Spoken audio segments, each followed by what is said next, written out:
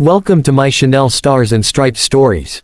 Today, I'm about to tell you a story that will grip your heart, leave you breathless, and make you believe that courage can come from the most unexpected places. Imagine being on a plane, just another passenger among hundreds, when suddenly everything begins to fall apart. And in that moment, when even the pilots seemed powerless, a young woman stood up, walked into the cockpit, and did the unthinkable. The Boeing 737 had left Denver International Airport under a crystal blue sky. Families, business travelers, and tourists filled the rows, each with their own destinations, their own quiet plans. Among them sat a 27-year-old woman named Emily Carter.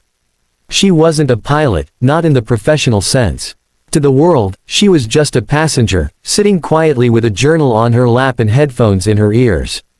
But life had taught her something different, something no one on that plane could have ever guessed. Emily grew up the daughter of a Navy aviator.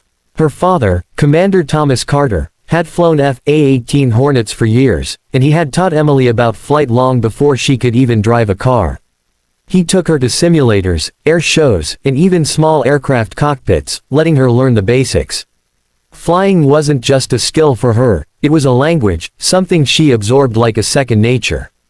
But she never pursued it as a career. She studied engineering, kept her passion quiet, and told almost no one outside her family. Now, 30,000 feet above Kansas, none of that seemed to matter, until the turbulence hit. At first, it was minor. The plane shuddered, drinks rattled, and a few nervous laughs echoed through the cabin. But then came the second jolt, harder, like the plane had struck something invisible in the sky. Oxygen masks dropped. Children cried. Luggage spilled from the bins. The pilot's calm voice came over the intercom, but there was an edge to it. Ladies and gentlemen, we're experiencing some technical difficulties. Please remain calm and stay seated. Emily's heart pounded. She could hear something in the engines, not the steady hum they should make, but a struggling, sputtering groan. She looked out the window. The right engine was coughing smoke.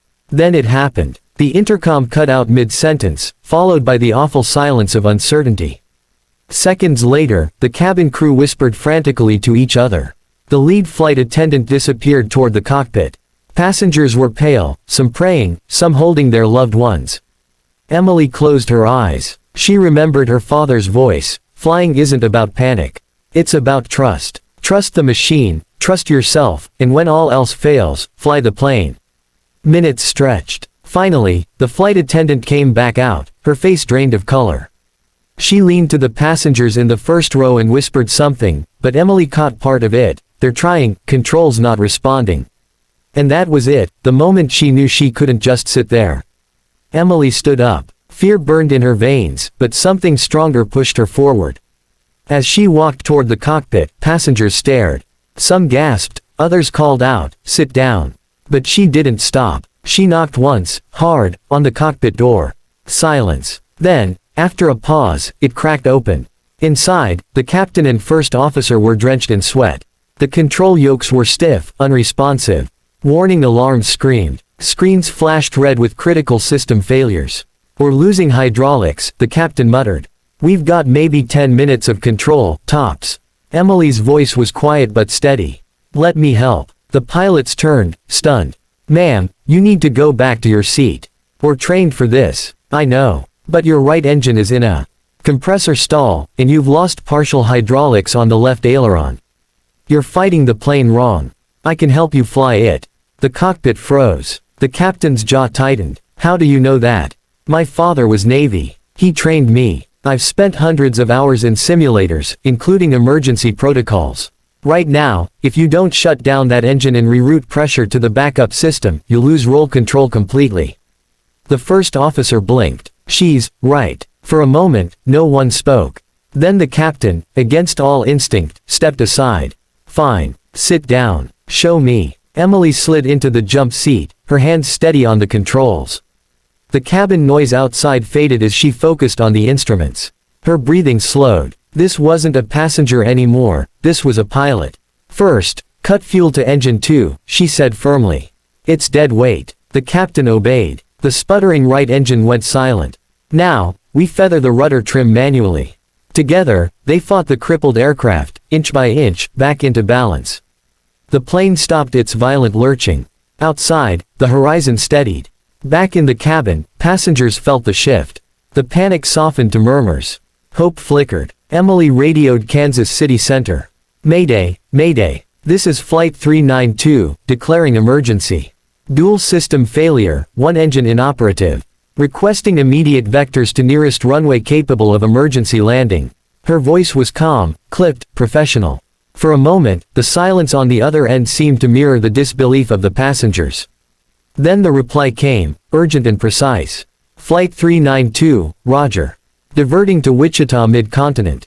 Runway cleared. You are priority 1. The descent began. Every second was a battle, manual trim adjustments, fighting wind shear, compensating for dead hydraulics.